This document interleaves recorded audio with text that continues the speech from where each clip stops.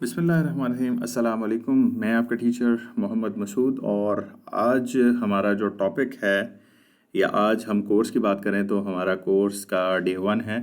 आज से हम इंशाल्लाह आईटी के जो फंडामेंटल्स हैं उनको पढ़ेंगे और उनको समझेंगे कि बेसिकली हम जो है वो आईटी कोर्सेज़ में क्या करने जा रहे हैं। तो आज के टॉपिक में हम जो पढ़ने जा रहे हैं वो हमारे पास है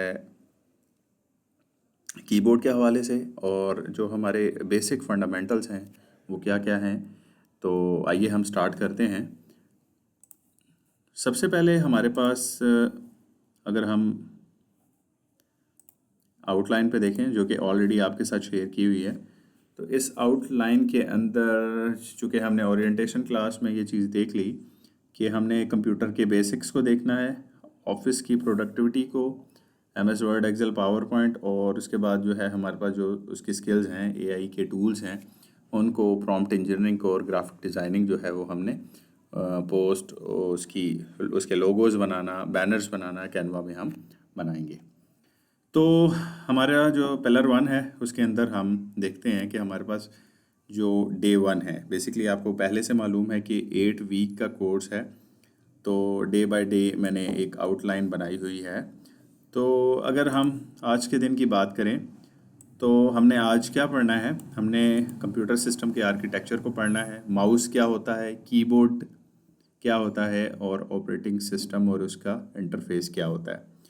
ये चीज़ करने से क्या होगा, ये करने से ये होगा कि आपको हार्डवेयर के बारे में पता चल जाएगा और डेस्कटॉप की नेविगेशन का पता चल जाएगा। तो इस डे से या आज की जो हमारा जो आज का कंटेंट है इससे हमें पता चल जाएगा कि बेसिकली हम जो भी कंटेंट पढ़ने जा रहे हैं हम उसको इस्तेमाल करना और उसको पढ़ना आ जाएगा। अच्छा, जो हम आ जाते हैं सबसे पहले इसके फंडामेंटल्स पर, तो सिस्टम आर्किटेक्चर कोर। तो सबसे पहले अगर हम बात करें कि हमारे पास जो सिस्टम का आर्किटेक्चर क्या होता है, कंप्यूटर सिस्टम का आर्किटेक्चर क्या होता है। कंप्यूटर सिस्टम का आर्किटेक्चर से मुराद ये है कि कंप्यूटर सिस्टम के वो पार्ट्स, वो हिस्से या वो हिस्सा है जो जहाँ से हम पूरे कंप्यूटर सिस्टम को कंट्रोल कर रहे होते हैं। लाइक अगर ह्यूमन बॉडी की बात करें तो ह्यूमन बॉडी का भी एक आर्किटेक्चर है जिसके अंदर हमारे पास उसके डिफरेंट पार्ट्स हैं। फॉर एग्जांपल अगर हम बात करें तो उसके पार्ट्स के अंदर जो है वो हमारे पास ह्यूमन ब्रेन आता है जिसके अंदर हम मेमोरीज़ को रखते हैं। इसी तरह हमारे पास मेमोरी के बाद वो मेमोरी हमारे एक प्रोसेसर की तरफ लेके जाती है जो दिमाग उसको प्रोसेस करता है और उसके बाद जो है वो हमें कुछ सोचने या समझने की सलाहियत देता है। तो सबसे पहले हम लोग देख लेते हैं इसमें कि हमारे पास सिस्टम आर्किटेक्चर में क्या क्या चीज़ें होती हैं। सिस्टम आर्किटेक्चर के अंदर हमारे पास सीपीयू होता है, ठीक है। लाइक अगर हम बात करें तो एक बॉक्स होता है कंप्यूटर का जिसको हम कहते हैं कि ये हमारे पास एक सीपीयू है। तो सीपीयू स्टैंड्स फॉर, या सीपीयू को अगर हम फुल पढ़ें तो हम कहते हैं उसको सेंट्रल प्रोसेसिंग यूनिट है। ये एक ऐसा यूनिट है जो दरमियान में है जो कि प्रोसेसिंग वगैरह करवाता है। तो हमारे पास जो है सिस्टम प्रोसेसिंग यूनिट जो है या सेंट्रल प्रोसेसिंग यूनिट जो है वो क्या करता है, वो हमारे पास कैलकुलेशंस करता है और हमारे पास जो हमारे जो लॉजिक्स हैं उनको कंट्रोल करता है। तो सीपीयू समझ ले कि हमारे जितने भी काम हैं वो सारे के सारे सीपीयू कर रहा होता है। बिल्कुल ऐसे जैसे आपका दिमाग है तो वो दिमाग जो है वो आपके जितने भी सोचने समझने की सलाहियतें हैं उसके ऊपर जो है उसने प्रोसेसिंग करवानी होती है। तो वो सीपीयू जो है वो एक प्रोसेसिंग यूनिट है जो आपके तमाम काम को जो है वो प्रोसेस करवाता है। फॉर एग्जांपल जब आप कहते हैं 2 and 2, मेरे पास एक 2 इनपुट है और दूसरी भी 2 इनपुट है, तो उसको प्रोसेस करेगा आपका दिमाग और उस चीज़ को प्रोसेस करके आपको रिजल्ट देगा 4। इसी तरह अगर हम बात करें उसके बाद है प्राइमरी मेमोरी। तो उसके बाद हम मेमोरी की बात करते हैं। तो मेमोरी दो तरह की होती है, एक होती है रोम और एक होती है RAM. RAM basically random access memory है और रोम जो है वो रीड ओनली मेमोरी है। आप सिंपली इसको इस तरह जो है वो कह सकते हैं कि रैम हमारे पास ऐसी मेमोरी है जिसको आपका कंप्यूटर चलाने के लिए इस्तेमाल करते हैं, उसका ताल्लुक डाटा को सेव करने से नहीं है। लेकिन अगर रोम की बात करें तो रोम जो है वो डाटा को सेव करने के लिए इस्तेमाल किया जाता है। तो रैम हमारे पास जो है वो, अगर हम बात करें तो तीन तरह की रैम होती है, एक S RAM, D RAM, static RAM और डायनामिक रैम। अब एस रैम, एक एस रैम है और डायनामिक रैम में फिर आगे मल्टीपल रैम्स की कैटेगरी है, DDR1, DDR2, DDR3, ये हमारे पास डी रैम्स हैं, डायनामिक रैम। तो रैम जो है वो बेसिकली आगे हम देखेंगे कि रैम जो है वो कौन कौन सी होती हैं।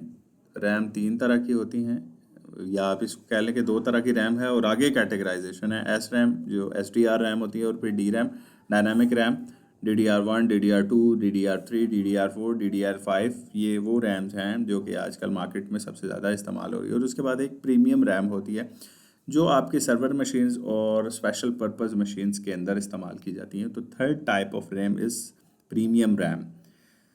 तो ये बेसिकली क्या करता है कि it handles the high speed volatile run time data and startup BIOS. मतलब आपके कंप्यूटर को स्टार्ट करने के लिए इस रैम की ज़रूरत पड़ती है। जो भी आप काम कर रहे होते हैं उस काम करने के लिए वो सारा का सारा डाटा जो है वक्ती तौर पर वो आपका प्राइमरी मेमोरी के अंदर सेव हो जाता है, मतलब वो रैम के अंदर सेव हो जाता है। फिर जब वो रैम के अंदर सेव होता है, लाइक आप गेम खेल रहे हैं, आप लेट्स सपोज किसी राउंड में मिड में पहुंच गए, तो वो सारा का सारा डाटा रैम में मौजूद है। जैसे ही आप कंप्यूटर ऑफ करते हैं वो सारा डाटा ख़त्म हो जाता है, मतलब रैम आपकी ज़ीरो हो जाती है, फ्लैश हो जाती है। तो फिर आपको दोबारा, जब आप स्टार्ट करते हैं तो आपको दोबारा से गेम स्टार्ट से ही उस राउंड को स्टार्ट करना पड़ता है। तो जो हमारे पास प्राइमरी मेमोरी होती है उस मेमोरी के अंदर डाटा सेव नहीं होता, सिर्फ़ और सिर्फ वो वोलेटाइल मेमोरी होती है। वोलेटाइल मेमोरी ऐसी मेमोरी जो कि जल जाती है, बर्न हो जाती है, ख़त्म हो जाती है, या टेम्परेरी मेमोरी भी उसको कह सकते हैं। जब तक आपका डाटा चल रहा है, प्रोसेसिंग हो रही है, वो डाटा मौजूद होती है, और जैसे ही वो डाटा आपका ख़त्म हो जाता है तब जब आपके पास वो मेमोरी का डाटा जब आप रीस्टार्ट करते हैं। इसके बाद अगर हम बात करें तो सेकेंडरी स्टोरेज है। सेकेंडरी स्टोरेज वो स्टोरेज है जिसमें आप डाटा जो है वो सेव कर लेते हैं।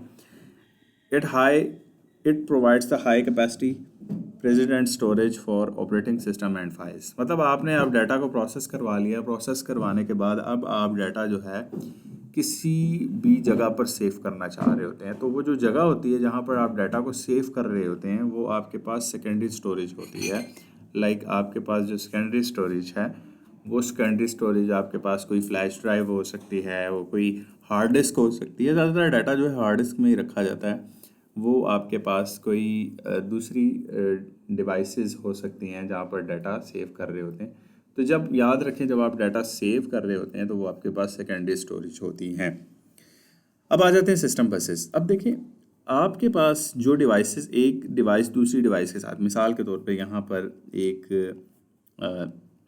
मैं बात करता हूँ कि आपके पास ये डिस्क मेमोरी है। ये मेमोरी जो है वो आपके पास यहाँ पर किसी रैम के साथ कनेक्टेड है। तो यहाँ पर वो रैम के साथ अगर वो कनेक्टेड है तो किसी वायर के साथ, किसी बस के साथ या किसी लाइन के साथ कनेक्टेड होगी, तो वो आपके पास सिस्टम बसेस कहलाती हैं। जैसे ये भी है तो ये आपके पास मदरबोर्ड पे अटैच है तो किसी बस के थ्रू अटैच होगी। इसी तरह अगर आपका जो ये माइक्रो प्रोसेसर अगर ये यहाँ पर लगा हुआ है या मौजूद है तो ये भी किसी कनेक्टर के थ्रू, किसी पिंस के थ्रू कनेक्टेड है। फिर इसी तरह कैशे मेमोरी जो है वो कनेक्टेड है।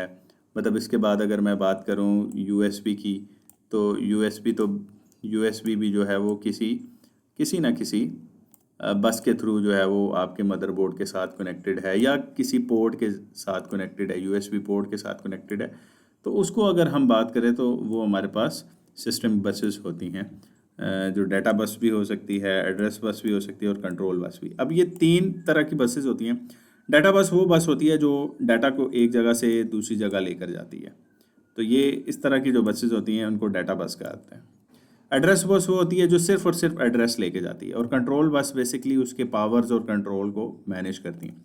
फॉर एग्ज़ाम्पल, अगर आप बाज़ार जा रहे हो, और अगर आप बाज़ार जा रहे हैं और बाज़ार जाने के लिए जो है वो आप सबसे पहले क्या करते हैं, सबसे पहले आप कंट्रोल देखते हैं, आपका कंट्रोल क्या है। फॉर एग्ज़ाम्पल, आपने किसी कार पे जाना है, ठीक है, या किसी बस पे जाना है, या आपने किसी साइकिल पे जाना है, तो ये आपके पास कंट्रोल्स हैं जिनके थ्रू आप जो है वो मैनेज करेंगे।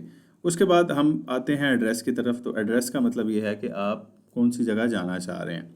फिर उसके बाद हम डाटा की बात करते हैं कि आप किस जगह को, किस चीज़ को एक जगह से दूसरी जगह लेकर जाना चाह रहे हैं। तो ये हमारे पास जो है वो बेसिकली कंट्रोल्स होते हैं, जो डाटा कंट्रोल्स होते हैं या डाटा बसेस होती हैं जिनको हम इस्तेमाल करते हैं।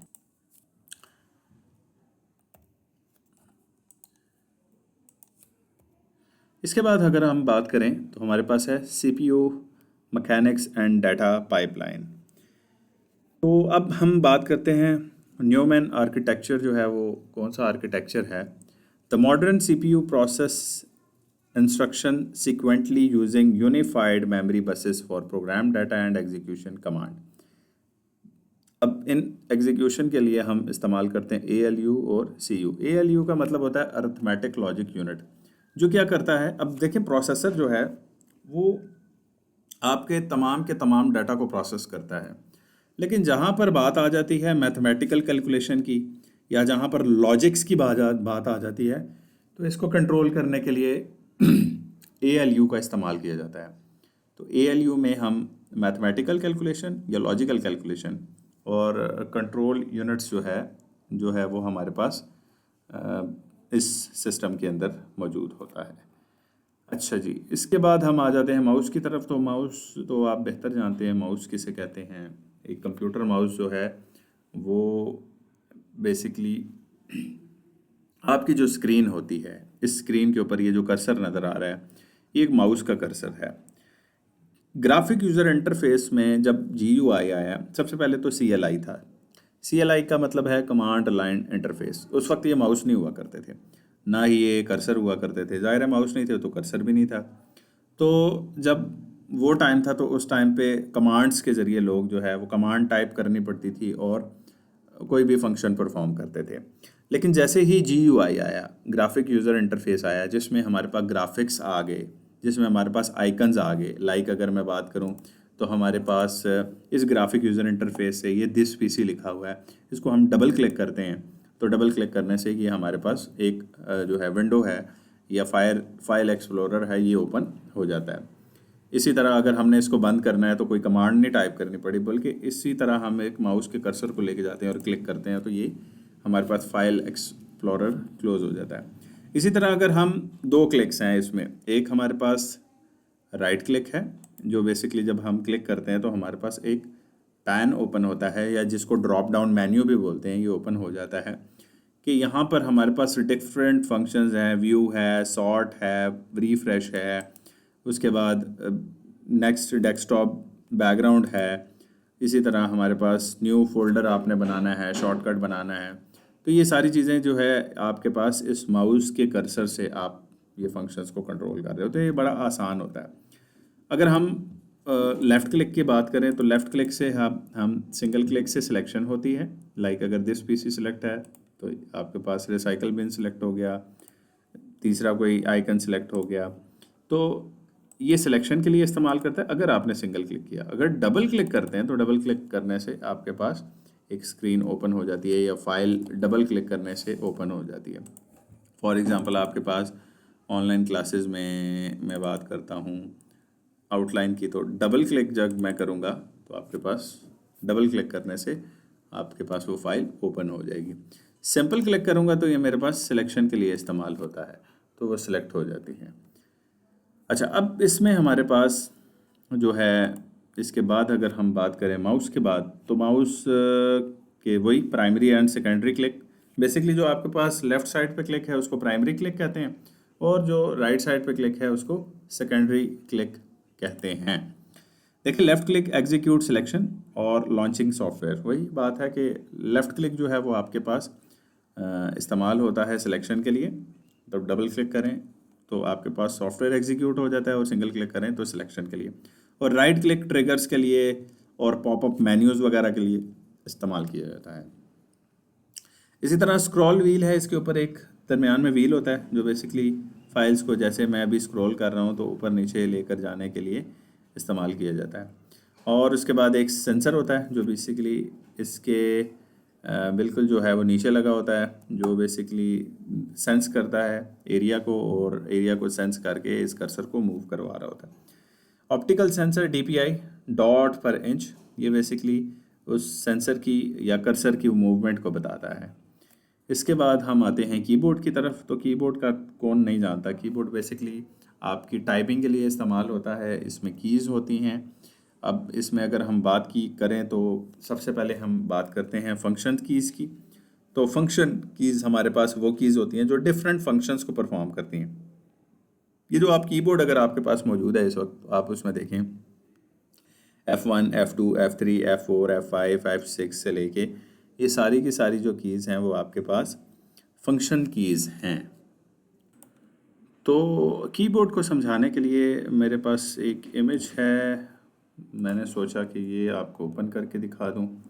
तो इसमें अगर आप देखें, ये जो F1, F2, F3, F4, F5 से लेके F12 तक है, ये आपके पास फंक्शन कीज़ हैं। हर प्रोग्राम में इसका मकसद मुख्तलिफ होता है।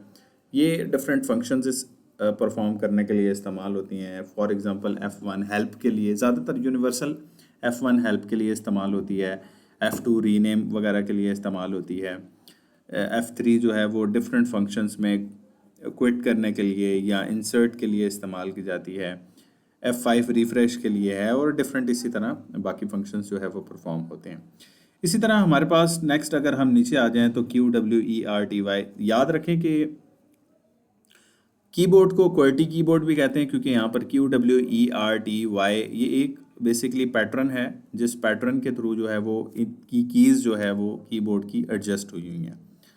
तो जो लोग टाइपिंग कर रहे होते हैं तो उनको ये कीज़ भी याद रखनी पड़ती हैं, ताकि वो जब भी टाइपिंग करें तो उनको प्रॉब्लम ना हो। इसलिए इस कीबोर्ड या इस लेआउट को QWERTY कीबोर्ड भी कहा जाता है। तो यहाँ पर जो F1 से लेके F12 तक जो कीज़ हैं, इन कीज़ को फंक्शन कीज़ कहा जाता है। अच्छा, ये जो कीज़ नज़र आ रही हैं ये अल्फ़ा न्यूमेरिक कीज़ हैं, ठीक है। ये न्यूमेरिक कीज़ हैं नंबर्स के लिए, ये एरो कीज़ हैं। ये इसी तरह हमारे पास जो कीज़ हैं ये अल्फ़ाबेटिक कीज़ हैं। ये जो बाकी tab, caps lock, shift, control, alt, Windows, ये हमारे पास स्पेशल पर्पस कीज़ हैं, ठीक है। ये शिफ्ट की है, ये दो इंटर कीज़ हैं, ये आपके पास स्पेस बार है, जो बड़ा सा सबसे बड़ा बटन जो होता है वो स्पेस बार का होता है। ये एस्केप है, जो किसी प्रोग्राम से बाहर निकलने के लिए इस्तेमाल किया जाता है। तो ये वो कीज़ हैं जो कीबोर्ड के अंदर इस्तेमाल की जाती हैं। अच्छा, इसके बाद अगर हम कीबोर्ड की बात करें तो हमारे पास ओके तो हमारे पास अब कुछ शॉर्टकट कीज़ हैं। विंडो डी जो है वो मिनिमाइज़ के लिए इस्तेमाल करते हैं। आल्ट टैब जो है वो हम इस्तेमाल करते हैं दो विंडोज़ के दरमियान अगर टॉगल करना हो, आल्ट और टैब। ये देखें, आल्ट टैब मैं यूज़ कर रहा हूँ, तो जैसे ही मैं टैब को छोड़ दूँगा तो उस स्क्रीन पे, उस प्रोग्राम पे जो है वो आ जाएगा, और हम दोबारा इसी पे आ जाते हैं। तो आल्ट टैब इसलिए इस्तेमाल किया। विंडो डी जब करेंगे तो सारे के सारे प्रोग्राम जो है वो मिनिमाइज़ हो जाएंगे। अच्छा, उसके बाद विंडो ई है, तो वो फाइल एक्सप्लोरर को, विंडो ई जब मैं प्रेस करूँगा तो डायरेक्टली फाइल एक्सप्लोरर ओपन हो जाएगा। अच्छा, उसके बाद विंडो शिफ्ट एस्केप करेंगे तो open our task manager, control shift और एस्केप जैसे ही करूँगा तो मेरे पास टास्क मैनेजर ओपन हो गया है। ये देखें, ये टास्क मैनेजर है, तो मैंने की प्रेस की तो ये ओपन हो गया। विंडो शिफ्ट एंड एस, तो ये इस विंडो शिफ्ट और एस जब मैं करूँगा तो ये देखें कितने एरिया का, इस एरिया का मैंने स्क्रीनशॉट लेना है और इसको सेव कर दो डेस्कटॉप पे। तो ये बेसिकली ये देखें, जैसे भी मैं इसको ओपन करता हूँ तो ये इतने से एरिया का स्क्रीनशॉट इसने ले लिया। तो बहुत यूज़फुल शॉर्टकट कीज़ हैं। मज़ीद शॉर्टकट कीज़ जो है वो मैं आपके साथ शेयर कर लूँगा। तो ये जो कीज़ हैं ये इस्तेमाल की जाती हैं। अच्छा, इसके बाद हम आते हैं ऑपरेटिंग सिस्टम के इंटरफेस पे। तो ऑपरेटिंग सिस्टम का इंटरफेस क्या कहता है? अच्छा जी, डेस्कटॉप को देख लेते हैं। ये हमारे पास एक ऑपरेटिंग सिस्टम है। बेसिकली किसी भी डिवाइस को चलाने के लिए उसके ऑपरेटिंग सिस्टम की ज़रूरत होती है। तो ये हमारा एक ऑपरेटिंग सिस्टम है, विंडोज़ ऑपरेटिंग सिस्टम, जो हम इस्तेमाल करते हैं इस कंप्यूटर को चलाने के लिए। इसमें विंडोज़ होनी ज़रूरी है, इसलिए इसको विंडोज़ ऑपरेटिंग सिस्टम कहा जाता है। अगर हम बात करें ऑपरेटिंग सिस्टम की, तो ऑपरेटिंग सिस्टम हमारे पास मुख्तलिफ़ तरह के ऑपरेटिंग सिस्टम जो है वो इस्तेमाल होते हैं। जो सबसे पहले ऑपरेटिंग सिस्टम इस्तेमाल होता था वो हमारे पास इस्तेमाल होता था DOS. DOS stand for disk operating system.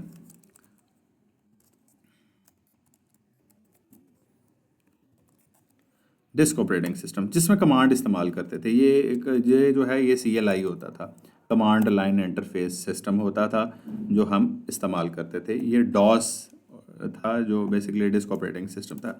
इसके बाद अगर हम बात करें तो हमारे पास आ गया लिनक्स और यूनिक्स। ये भी हमारे पास है। ये बेसिकली ज़्यादातर डेवलपर इस्तेमाल करते हैं।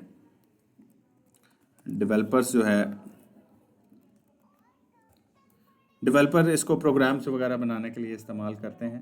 तो जब प्रोग्राम्स बनाने होते हैं तो लिनक्स का और यूनिक्स का इस्तेमाल करते हैं। लाइक ब्लैक लिनक्स जो है, ये यूनिक्स जो है वो सबसे ज़्यादा इस्तेमाल किया जाता है। इसके बाद अगर हम बात करें तो हमारे पास विंडोज़ ऑपरेटिंग सिस्टम है। विंडोज़ ऑपरेटिंग सिस्टम कौन कौन से हैं? विंडोज़ 98, बल्कि 98 से पहले भी एक थी, विंडोज़ 95। तो 95, विंडोज़ 98, विंडोज़ 2000, विंडोज़ 2006, या फिर हम कह देते हैं XP, विंडोज़ विस्टा। और बहुत से लोगों को इन विंडोज़ का मालूम नहीं होगा। विंडोज़ विस्टा, उसके बाद विंडोज़ 7, फिर विंडो 8, फिर विंडो 8.1, फिर विंडो 10, और फिर विंडो आपके पास जो है इस्तेमाल हो रही है विंडो 11। ठीक है, जो कि इस वक्त मेरे ऑपरेटिंग सिस्टम जो मेरा ऑपरेटिंग सिस्टम है वो भी विंडो 11 है जो मैं इस्तेमाल कर रहा हूँ। तो ये आपके पास विंडोज़ ऑपरेटिंग सिस्टम है। इसके बाद अगर हम बात करें तो ऑपरेटिंग सिस्टम में हमारे पास आ जाते हैं Android operating system. Android operating system ये ज़्यादातर आपको बेहतर पता है। आपके जो मोबाइल फ़ोन्स हैं उनके अंदर, मोबाइल फ़ोन्स के अंदर या स्पेशल पर्पस डिवाइसेस जो होती हैं उसके अंदर इसको इस्तेमाल किया जाता है। इसके बाद आप जाते हैं Mac OS. Mac OS Macintosh operating system है जो आपके पास एप्पल फ़ोन्स जो होते हैं उसके अंदर इस्तेमाल किया जाता है। तो मैक ओएस आपके एप्पल फ़ोन्स या एप्पल डिवाइसेस के अंदर इस्तेमाल किया जाता है। तो अब ये 5 तरह के ऑपरेटिंग सिस्टम हैं जो कि हम इस्तेमाल करते हैं। तो इन ऑपरेटिंग सिस्टम के बारे में मैं इंशाल्लाह क्विज़ में भी पूछूंगा। अगर कोई सवाल हुआ तो आप पूछ सकते हैं। अच्छा जी, इसके बाद हमारे पास ऑपरेटिंग सिस्टम ये जो बाकी जो ऑपरेटिंग सिस्टम है ना, ये तो CLI है। बाकी जितने भी ऑपरेटिंग सिस्टम है GUI हैं। CLI stand for command line interface जिसमें कमांड्स इस्तेमाल होती थी, और GUI stand for graphic user interface जो कि हम ग्राफिकली उन चीज़ों को ऑपरेट करते हैं। मिसाल के तौर पे अगर एक इंसान पढ़ा लिखा नहीं है फिर भी वो व्हाट्सएप के साइन को देख के पहचान लेगा कि ये बेसिकली हमारे पास व्हाट्सएप का साइन है। मिसाल के तौर पे सेटिंग के साइन को देख के बता सकता है कि ये सेटिंग है। म्यूज़िक के साइन को देख के बता सकता है ये म्यूज़िक का सिंबल है। तो ग्राफिक यूज़र इंटरफेस जो है वो बहुत ज़्यादा आसान है और समझने के लिए बहुत आसानी जो है वो फराहम करता है। उसके बाद हमारे पास UI में हमारे पास स्टार्ट मेन्यू है। स्टार्ट मेन्यू कौन सा होता है?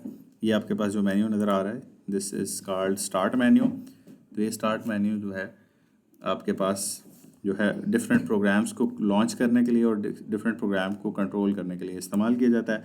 फ़ाइल एक्सप्लोरर, किसी फ़ाइल पे जाने के लिए ये आपके पास फ़ाइल एक्सप्लोरर है जिसमें आप किसी फ़ाइल पे जाना चाहें तो डाउनलोड्स पर, डॉक्यूमेंट्स पे या किसी भी फ़ाइल पर जाना चाहें तो इस फाइल एक्सप्लोरर से जा सकते हैं। अच्छा, उसके बाद अगर मैं बात करूं, हमारे पास सिस्टम ट्रे है। Real time network connectivity, audio output, battery और नोटिफिकेशन सेंटर। समझ गए होंगे कि मैं इस हिस्से की बात कर रहा हूं कि ये आपके पास सिस्टम ट्रे है जो आपको बेसिकली सिस्टम के बारे में बता रहा होता है कि वॉल्यूम लेवल कितना है, इंटरनेट कनेक्टेड है नहीं है, बैटरी स्टेटस कितना है। और हमारे पास 43% बैटरी है और अभी भी 1 घंटा और 27 मिनट इसको चलाया जा सकता है अपने डिवाइस को। उसके बाद है visual desktop work space segmentation, organise multitasking routines.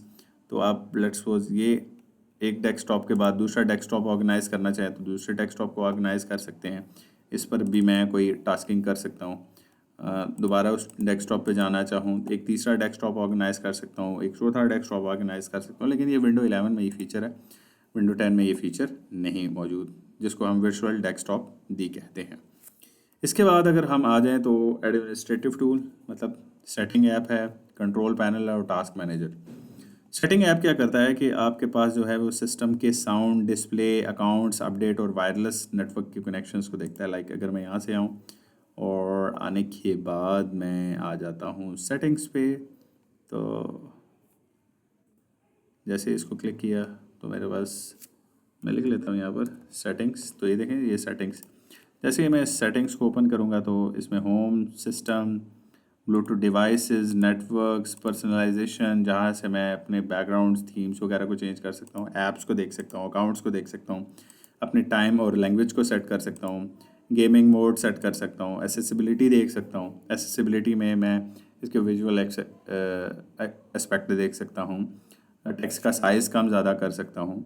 Privacy and security में मैं लेट्स सपोज पासवर्ड चेंज करना चाहूँ, किसी डिवाइस के साथ लिंक करना चाहूँ, सर्च करना चाहूँ, विंडोज़ अपडेट में आके मैं इसको अपडेट वगैरह कर सकता हूँ। तो ये चीज़ें तो आ गई आपके पास सेटिंग्स में। उसके बाद है कंट्रोल पैनल। कंट्रोल पैनल जो है वो आपके पास डिवाइस की कॉन्फ़िगरेशन, ड्राइवर्स की इंस्टॉलेशन, सिक्योरिटी की परमिशंस, हार्डवेयर मैनेजमेंट, ये सारी चीज़ें जो है वो कंट्रोल पैनल कर रहा होता है। This is called control panels. इसमें सब डिवाइस की security, user accounts, appearances, clock, अच्छा फिर उसके बाद आपके पास आपके विजुअल्स की ऑप्टिमाइजेशन, हार्डवेयर साउंड, कोई नया प्रिंटर ऐड करना है, कोई डिवाइस ऐड करनी है, किसी प्रोग्राम को अनइंस्टॉल करना है, तो ये सारी चीज़ें आप कंट्रोल पैनल पे करते हैं। लाइक ये लार्ज आइकन्स कर सकते हैं, इसमें स्मॉल आइकन्स कर सकते हैं, यहाँ से आप एक एक चीज़ को देख सकते हैं। अच्छा, इसके बाद हमारे पास आ जाता है टास्क मैनेजर। टास्क मैनेजर क्या करता है? टास्क मैनेजर हम थोड़ा सा आसान आपको बता देते हैं। आपने सर्च पे भी लिख सकते हैं अपना टास्क मैनेजर, और एक शॉर्टकट की है कंट्रोल आल्ट एंड डिलीट। तो यहाँ से आपके पास टास्क मैनेजर ओपन हो जाएगा। तो जैसे ही आप टास्क मैनेजर को ओपन करते हैं तो टास्क मैनेजर में आप चीज़ें क्या क्या देख सकते हैं। लाइक इस टास्क मैनेजर में आप देख सकते हैं कि आपकी कौन कौन सी चीज़ें प्रोसेस हो रही हैं, बैकग्राउंड में क्या क्या चल रहा है, ठीक है। उसके बाद इसकी परफॉर्मेंस देख सकते हैं कि आपकी सीपीयू की परफॉर्मेंस इस टाइम क्या जा रही है, आपकी मेमोरी कितनी यूज़ हो रही है, आपका वाईफाई कितना यूज़ हो रहा है, आपका जीपीयू ग्राफिक यूज़र इंटरफेस जो है वो, या ग्राफिकल प्रोसेसिंग यूनिट जो है वो आपका कितना इस्तेमाल हो रहा है, ये चीज़ें आप देख सकते हैं। आप हिस्ट्री देख सकते हैं, और ये सारी चीज़ें जो है वो आप अपने स्टार्टअप की ऐप्स जो है वो देख सकते हैं इसमें। अच्छा, इसके बाद हम बस और कुछ भी नहीं कहेंगे क्योंकि इसमें हमारे पास यही चीज़ें थी। तो आपका बहुत बहुत शुक्रिया कि आपने इस आईटी के कोर्स को समझा, और कोई भी इस तरह के कोई सवाल हो तो आप पूछ सकते हैं। अपना बहुत ज़्यादा ख्याल रखिएगा। अल्लाह हाफ़िज़।